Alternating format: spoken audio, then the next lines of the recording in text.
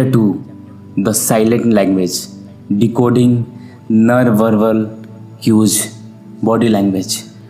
अब जब हमने लोगों के क्यों को समझने का फाउंडेशन रख लिया है तो पैट्रिक किंग हमें अगले लेवल पर ले जाते हैं, नॉन वर्बल कम्युनिकेशन। वो कहते हैं कि शब्द झूठ बोल सकते हैं लेकिन बॉडी लैंग्वेज कभी झूठ नहीं बोलती।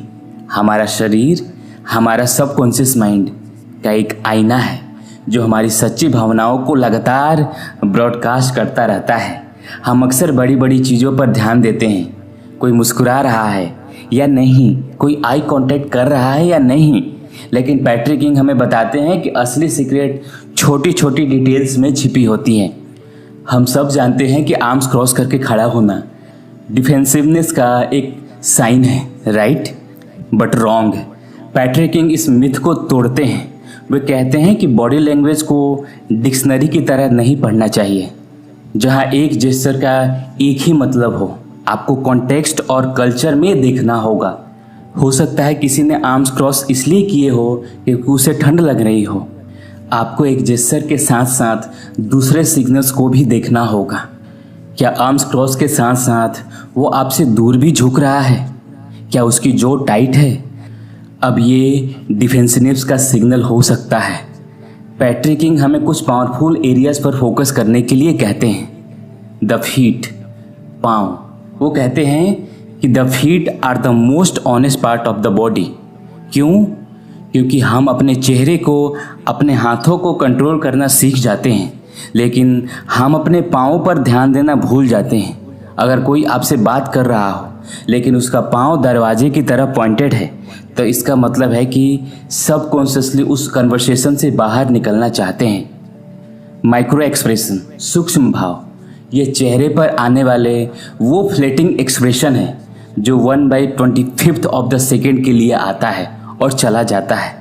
ये हमारी सच्ची भावना को रिवील कर देता है इससे पहले कि हमारा कॉन्शियस माइंड उसे छिपा पाए।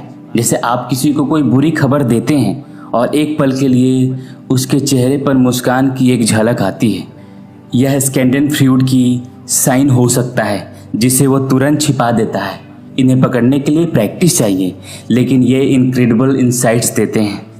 Proxemics, the use of space. कोई आपके कितने करीब या दूर खड़ा होता है या आपके रिश्ते की कहानी बताता है।